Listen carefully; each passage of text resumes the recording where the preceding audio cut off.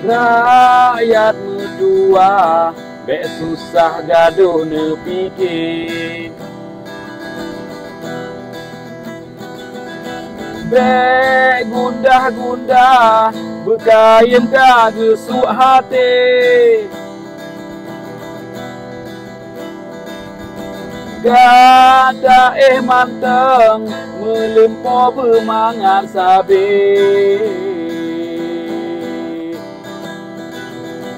Urusan anggro, pulang bah kamu yang pikir. Rakyat yang sudah begabuk gaduh mesindih. Sampai ke drodro, berdamai berakoi sabe.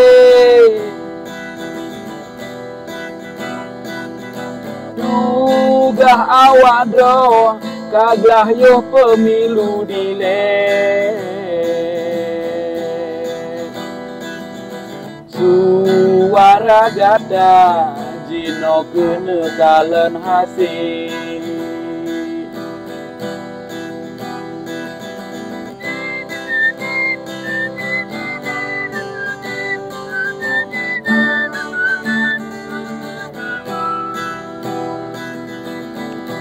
Bek gabuk protes kamu dan nawate kamu dengar. Gata hanjur le mesu suara gata dile kali kamu belum. Itu terus lagunya ya. Iya. Luar biasa. Terakhir kali aku lihat Bang Ges.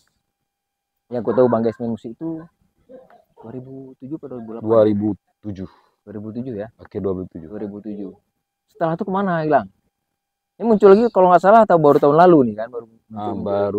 Pas tahun kedua corona. Tahun kedua muncul lagi 2021 berarti. 2021. Nah, jadi dari 2007 itu kemana Bang Ges? Nggak main musik dulu. Aku ingat kali tuh lagu, aku suka kali tuh lagu Bang Ges, lagu Lingkungan tuh.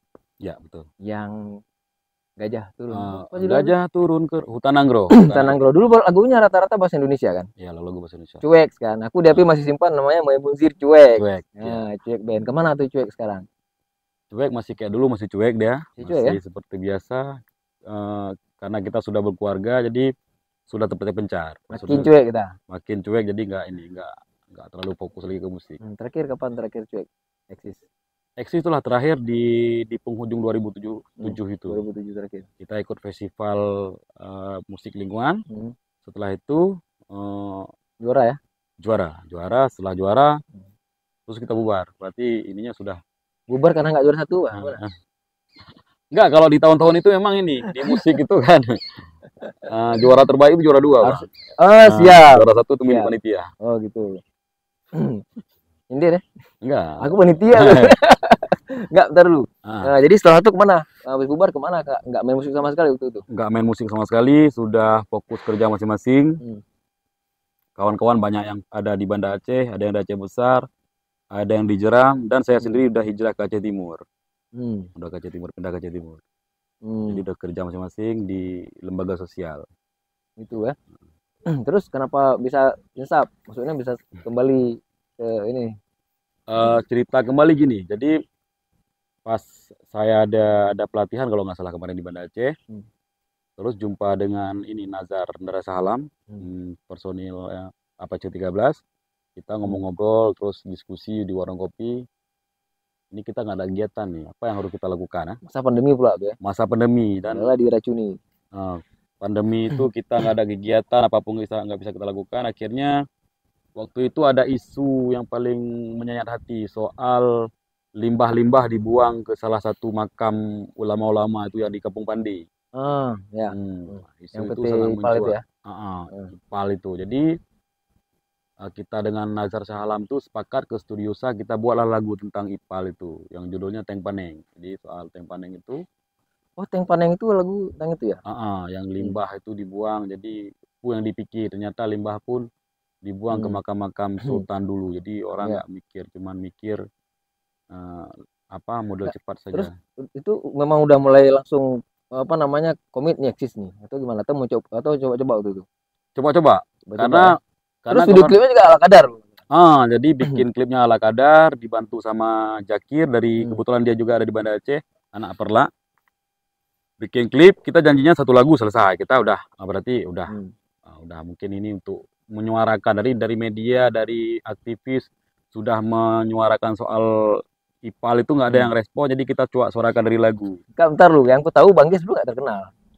Anak band gitu. Anak band, galang-galangan tertentu. Ya, kita kan ya sama-sama anak band saling kenal. Tapi Bang Ges nggak terkenal. Jujur, aku tahu Bang Ges nggak terkenal. Kita ya sama-sama anak band dulu kan. Yang terkenal tuh Apache 13. Iya kan? Terus berapa lama tuh sejak lagu keberapa yang bikin Bang Ges tuh booming? Setelah lagu pertama itu sudah ada yang banyak yang respon. Terus tiba-tiba kawan-kawan dulu awalnya. Kawan-kawan bikinlah yang lain. Akhirnya barulah kita lagu kedua itu langsung kita bikin lagu Poh Bandit.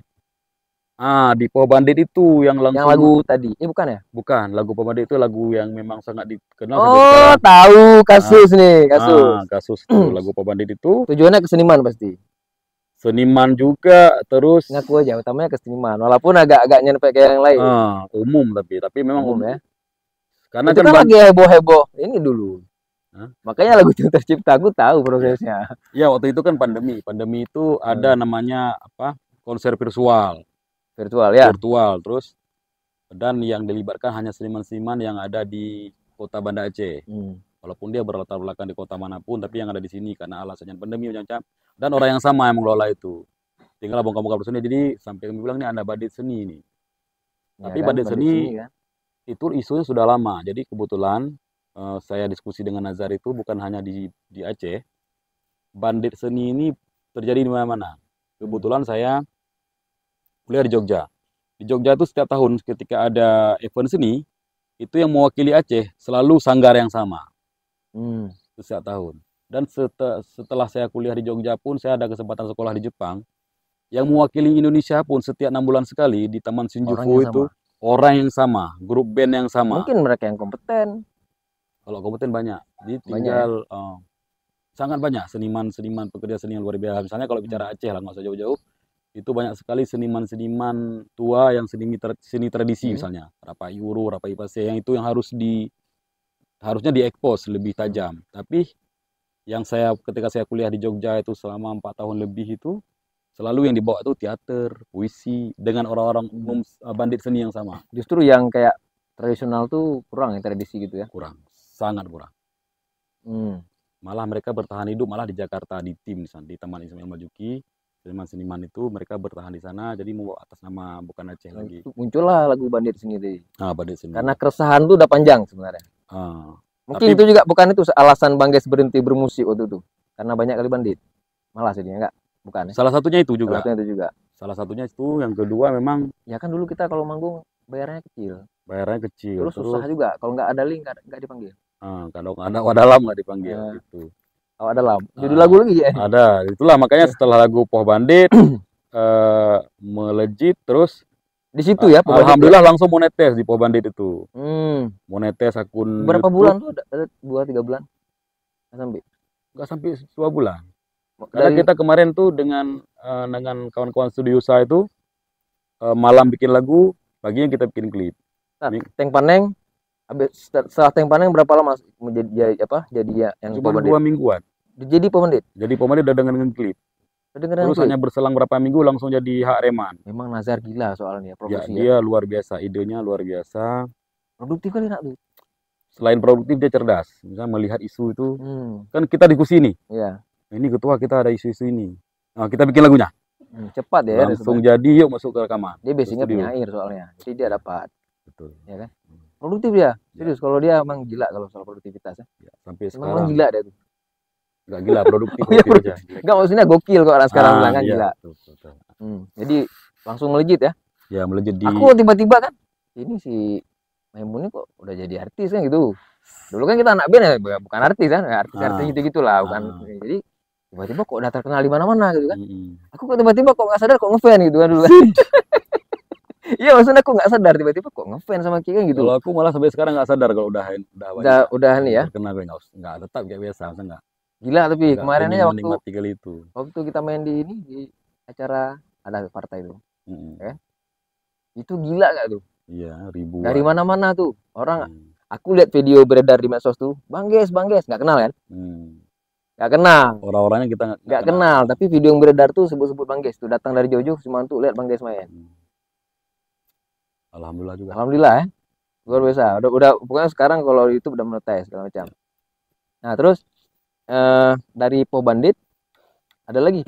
Dia nggak album, dia single semua kan? Single semua. Kita nyicil satu persatu dan kemarin tuh mah nggak ada target apapun. Target kita kemarin dengan Nazar itu, dengan Studiosa, targetnya kalau ada orang yang ingin komplain dengan pemerintahan Aceh ini, dengan situasi Aceh ini, cukup menyebarkan lagu kita aja. Kita nggak ada target apapun. Jangan Bang Ges manfaatin Nazar jadi corongnya dia. Enggak. Sama-sama diuntungkan dalam hal ini. Sama-sama itu. Sama-sama punya keresahan gitu. Punya keresahan. Sementara kalau Nazar dengan kawan-kawan Studiosa, dengan apa sih, mereka punya konsep sendiri dan punya penggemar sendiri. Dia punya fans sendiri, remaja. Iya. Nah, kalau saya lebih itulah giliran yang kritik-kritik suruh Bang Ges gitu. Karena cocoknya itu. Oh gitu ya. Karena Nazar dia bisa melihat orang. Misalnya gini. Kalau orang yang suka kritik, berarti lagunya kritik. Dia bisa bertanggungjawabkan apa yang dia bicarakan, karakter dia. Mungkin tiba-tiba saya suruh lagu religi misalnya. Walaupun saya sangat religius, orang bilang, tapi emang nggak cocok mukanya. Tapi udah kurang panjang. Ya, ini baru di service untuk Mama guys. Tapi yang apa namanya, yang lagu Ne itu kan tampilannya emang kayak Syekh apa gitu kan. Kalau Ne itu malah setelah Hareman, Tang Paneng, Po Bandit, ada berapa lagu kita sudah sudah banyak panggung, akhirnya kita udah mulai resah sendiri nih, baik saya sendiri maupun Nazar maupun kawan-kawan Studiosa, kita sudah sering manggung terus udah nggak punya waktu banyak dengan keluarga, makanya terbuatlah lagu Ne, dan klipnya pun di sini kita bikin. Sini nih, pas di sini ya? Pas di sini lagu Ne itu. Lagu Ne itu kan ini sudah menceritakan soal kita ingin mengkritisi diri kita sendiri, bukan lagi kritik pemerintah, bukan lagi kritik waktu untuk keluarga udah berkurang. Waktu bukan berkurang, dan kita sebenarnya ada misinya gini, supaya orang rumah kita tahu juga bahwa yang kita lakukan ini kan karena sering orang menganggap kalau seniman ini kan pemusik ini dia menikmati musik, dia senang kan, padahal enggak, tetap tujuannya mencari rezeki untuk keluarganya. Jadi lagu Ne ini kita buat sepakat kita harus keluarkan lagu ini, walaupun ini agak berbeda genrenya dengan lagu-lagu yang lain. Abah Pingat. Abah Pingat untuk diri sendiri dan untuk keluarga kita, bahwa kita sedang berjuang nih untuk keluarga gitu. Sekalian kamu plus juga, maksudnya ada modul-modul sedikit tuh biasa. Nah, terus yang terakhir apa lagunya? Yang tadi pertama tuh lagu yang pertama yang tadi Bang Ges nyanyiin. Yang ini malah apa judulnya yang tadi yang part? Ini Pulang Piki. Pulang Piki ini malah lagu yang kelima, keenam. Lagu ke-6. Ini kritik siapa? Kritik anggota dewan apa eksekutif nih? Dua-dua, eksekutif dan legislatif. Sama ya? Sama, karena kan modusnya sama. Misalnya mereka selalu setiap mau kampanye mereka bagikan oleh-oleh, ada amplop macam-macam. Setelah itu terpilih selesai. Dan ini terjadi setiap tahun, setiap pemilihan. Jadi suka-suka hati mereka gitu. Ya. Ini keras sekali nih. Belum ada yang nuntut sekarang, belum ada yang marah itu, ancaman segala macam. Belum ada. Ada, cuman nggak terlalu ini karena kan ini umum. Yang bermasalah sedikit kemarin yang paling besar tuntutan itu soal Po Bandit. Po Bandit malah bukan bandit seni yang jadi persoalan, malah bandit berjubah itu. Oh, bandit berjubah? Mbak Ayat Tuhan, Mbak Babah Firman, Mbak Berbelaga itu yang memang agak itu sasarannya siapa? Itu mengeri juga tuh kayaknya. Itu kan sebenarnya udah jadi rahasia umum. Banyak didirikan tempat-tempat pengajian yang fiktif, oknum-oknum tengku, dia berjubah macam-macam, tapi dia sebarkan proposal, malah anak-anak didiknya itu dia suruh cari sedekah. Itu banyak oknum seperti itu. Akhirnya ini kita harus kritisi juga, walaupun ini kontroversi, ini akan menjadi bumerang kita, tapi ini kita harus realita dan realita. Karena kebetulan kan kami dengan Yayasan Anak Bangsa itu kan hampir 5 tahun mendampingi anak-anak jalanan dan pekerja anak. Rata-rata dari itu mereka karena pertama diminta tolong sama dayahnya, akhirnya keenaan, uangnya banyak, akhirnya mereka lari dari dayah dan mereka buat amplop sendiri. Oh gitu. Buat stempel sendiri. Yang betul Bang Ges, Iya, dan itu ada datanya lengkap. Iya. Ya. Mereka maksudnya lepas dari dayah, mereka kemana? Mereka jadi kayak ada kelompok-kelompok gitu. Kelompok, jadi kelompok mereka buat amplop sendiri, buat stempel sendiri, ditiru, dan mereka nyari sedekah sendiri, dan uangnya banyak. Itu malah kita survei di tahun-tahun 2009, berarti bukan 2009 lah, dari 2002, 2001, 2002 itu paling sedikit mereka dapat satu hari 300.000 di tahun itu. Yang mohon maaf, ini baru dengar gue. Yang mohon maaf, kita dulu itu relawan, gaji kita untuk transportasi itu satu bulannya 300.000, jadi sama gaji kita sebulan sama dengan gaji mereka sehari. Jadi mereka kenaan gara-gara hal itu. Oh, aku ini baru tahu nih. Berarti Yap itu udah 5 tahun ngurusin ini. Ngurusin itu. Terus anak-anak itu nanti kalau udah dibina dibawa kemana orang tuh? Balikan ke dayah atau balikan ke orang tua? Nah, biasanya yang kita lakukan, kita buka open house namanya. Open house, anak-anak jalanan dengan pekerjaan anak boleh tidur di situ. Itu kawan-kawan Yayasan Anak Bangsa dengan Yap, terus juga dengan Sanggar Cuek itu yang tadi saya bilang anak musik kami itu. Kita ngumpul duit untuk bikin itu. Jadi mereka di situ kalau yang mau ngaji, yang mau berkesenian, dan kalau mereka ingin sekolah silakan sekolah. Dan biasanya mereka akan dipulangkan ke keluarga. Tapi ketika mereka siap, kalau mereka nggak siap sama juga, mereka akan balik lagi. Oh gitu. Karena pekerjaan menjadi peminta-minta di Aceh itu sangat nyaman. Keenaan ya. Sangat nyaman. Apalagi ada atribut agama dikit ya. Nyaman betul karena orang Aceh ini kan orangnya. Karena ini animo sedekah orang kita juga kan tinggi. Ya. Gitu. Kok udah ada ini ya. Masa bodoh dia pakai atribut agama atau enggak, ada orang minta kasih aja kan. Makanya menjemur juga ini. Kalau dulu saya paling ingat tuh kalau di hari-hari biasa itu penderma itu totalnya hanya 30 anak. Tapi di hari Jumat itu menjadi 80 anak. Kalau bulan puasa itu menjadi 200 anak lebih. Jadi kayak gitulah ininya. Luar biasanya. Dan anak mereka berpindah-pindah. Aku baru tahu nih. Balik, ntar dulu. Kan selama ini banyak penggemar nih Bang Ges. Penggemar lah di mana-mana kan. Lumayan. Aku tengok Bang Ges kok udah sama penggemar terutama yang perempuan kan. Karena yang militan yang perempuan misalnya, laki biasa aja gitu kan. Yang perempuan nih kok udah jumpa Bang Ges itu kan agak heboh segala macam. Gimana tuh? Apa namanya sama orang rumah gimana? Ada pernah komplain nggak tuh ini? Enggak, ini kan konsekuensi. Pertama gini, kami juga enggak terus ini harus serius. Serius ya? Soalnya orang rumah. Direkam soalnya. Karena gini, yang pertama gini, kami berpikir saya dengan Nazar karena terlibat dari awal, Nazar dan kawan-kawan Studiosa. Ini kan lagunya kritik sosial. Ini buat nama Nazar jadi aman nih. Enggak. Terus. Dan otomatis penggemarnya itu memang orang-orang yang suka politis, yang suka sosial, orang lingkungan gitu-gitulah. Jadi kita nggak terpikir bahwa akan ada orang-orang di selain itu yang suka juga. Nah, tapi tetap selama ini hubungan kita dengan penggemar, dengan fans-nya itu memang masih sangat wajar. Terus biasa ngobrol-ngobrol. Saking banyaknya penggemar, aku ikut Bang Ges juga kecipratan ini ya kan. Ada berapa? Kalau abang kan memang udah ada penggemar dari dulu, terutama kan perempuan usia yang gitu kan, usia lah. Ya kok rasa sini lah, dia ditengok orang di Ramayana. Oke, siap. Enggak, maksudnya kan misalnya kayak beberapa tempat kita pergi kemarin kan. Bang Ges hilang. Mana? Ada undangan makan gitu kan. Terus ada ajak aku juga. Aku nggak mungkin pergi dong. Mereka maunya maunya undang makan Bang Ges. Kalau kita ikut kan nanti terganggu gitu. Yang disajikan ya seleranya Bang Ges gitu. Ada beberapa penggemar terutama yang perempuan ajak masak segala undangan makan ibu kan. Luar biasa. Dari mulai usia muda sampai usia tua luar biasa Bang Ges. Aku yakin targetnya bukan penggemar, bukan usia-usia itu kan. Targetnya kan memang kritik. Kritik sosial. Iya kan?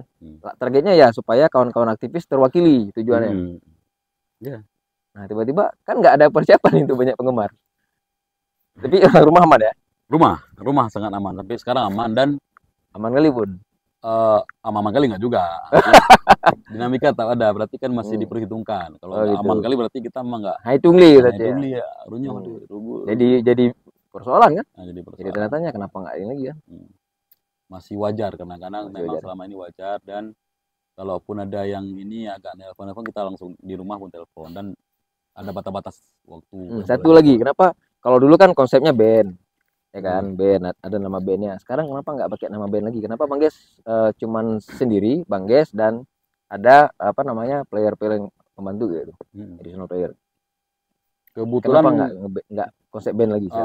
Kebetulan kan saya ngeband kan dari tahun 98, ngeband terus selalu saja di band itu persoalannya ini bukan untuk semua, tapi yang kami alami kebiasaan ya. Kebiasaan di band itu kita harus petimbang banyak orang.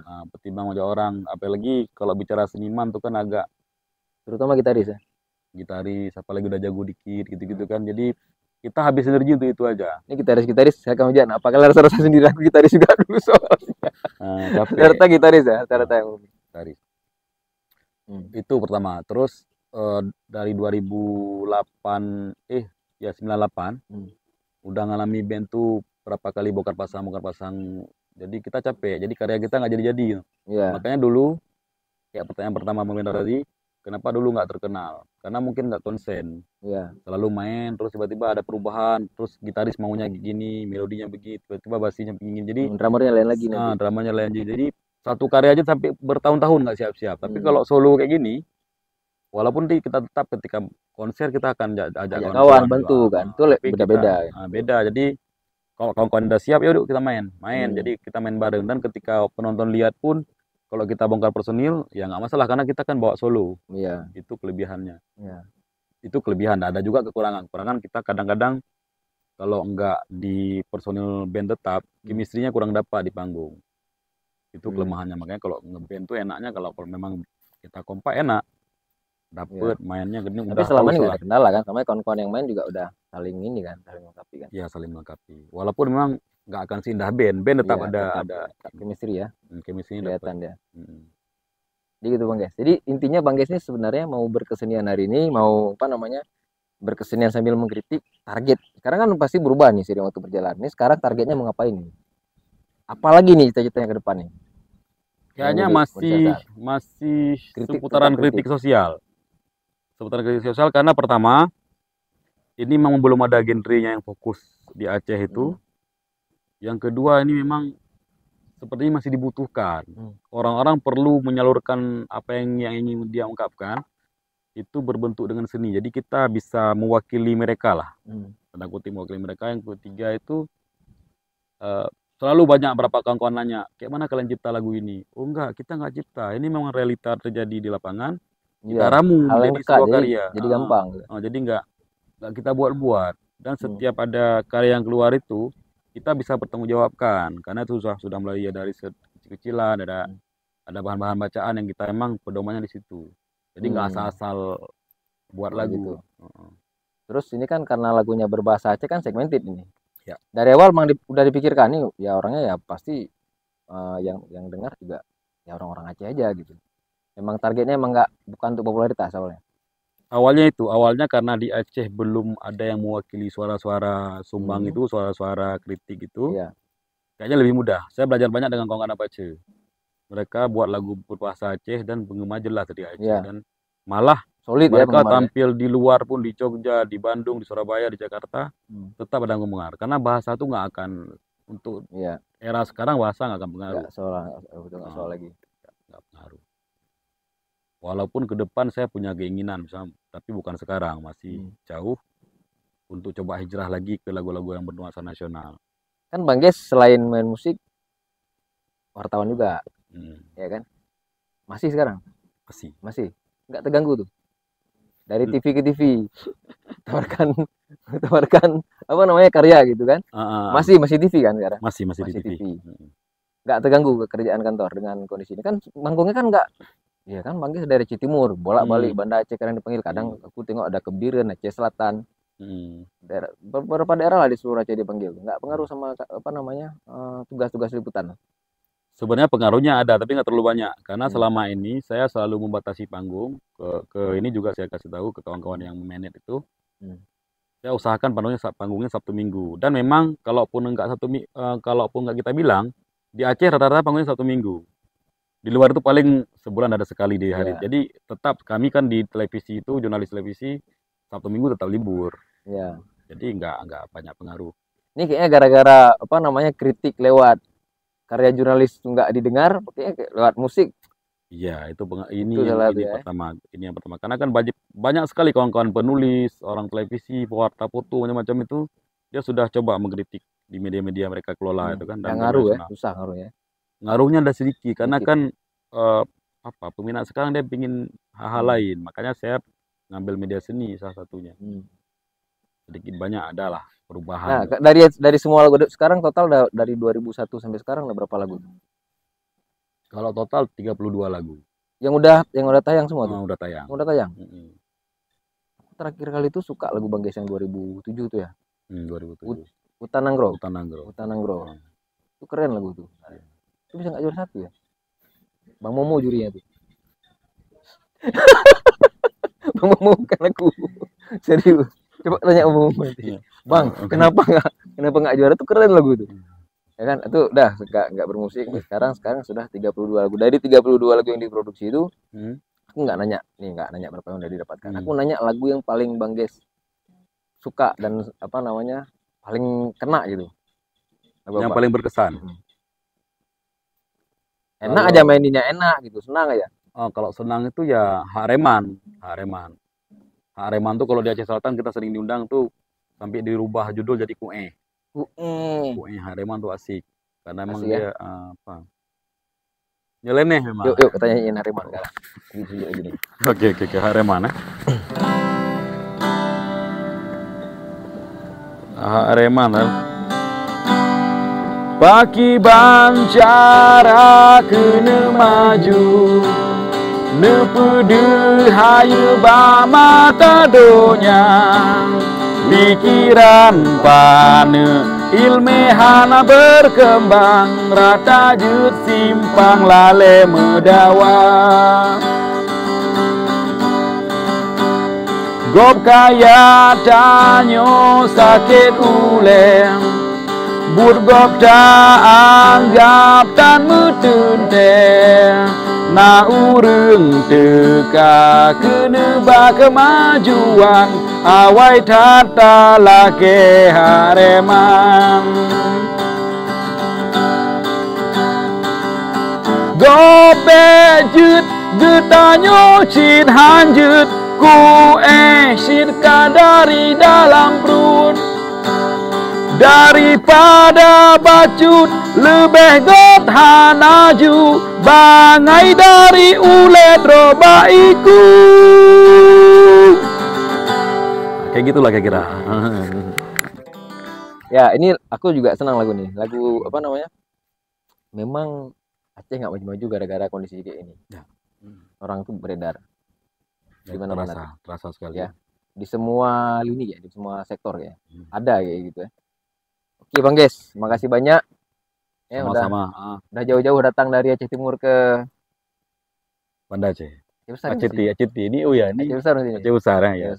Jauh-jauh menerima undangan dari ya seorang penggemar gitu kan. Aku penggemar Aku penggemar Ki dulu. Ki anak band. Aku masih kecil-kecil Ki aku penggemar Ki Bang Ges. Saya sudah mau datang kemari, mudah-mudahan apa yang Bang Ges suarakan tuh bisa jadi perubahan untuk Aceh. Amin. Khususnya dan mungkin juga untuk yalah Indonesia lah yang jadi perubahan. Oke Bang Ges, makasih banyak. Oke, sama-sama Ketua. Sampai jumpa lagi. Siap.